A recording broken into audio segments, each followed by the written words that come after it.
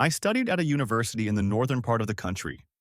Since my university was in the forest, surrounded by trees and mountains, this kind of place has a belief in the spirits of the forest and mountains.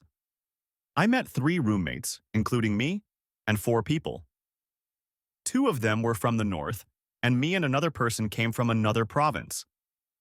Normally, I am a talkative person and good at socializing. When I arrived at the room on the first day, all of my roommates did not know each other, so I took the lead in having everyone introduce themselves and chat with each other. Until there was one question that I remember. I asked everyone if anyone had ever seen a ghost. It turned out that no one had, except for one person from Chiang Mai who warned everyone that these things really exist.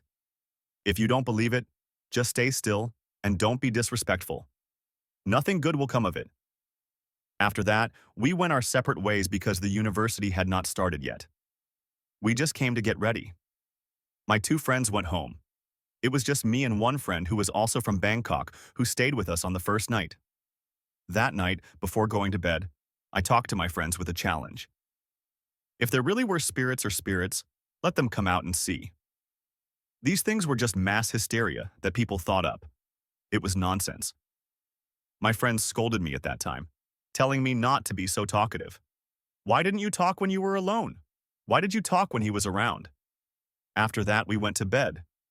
But I woke up that night. Because the weather was very cold at around 2 a.m., especially when I slept in a new place. I couldn't sleep well anyway.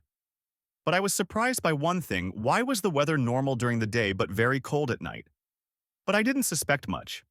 It must be like this in the north. So I got up to turn off the fan and the shutters tightly.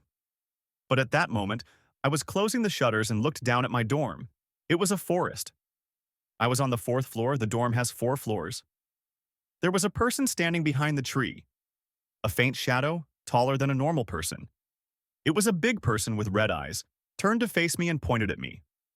I was very shocked, so I shouted and shouted to call my other friend to wake up immediately. My friend woke up, so I called him to see what I saw. My friend saw the same thing. My friend was very scared. My friend said, "This is what you want to see." He came to see me with a shaky voice, no different from me. My friend and I were very scared at that time.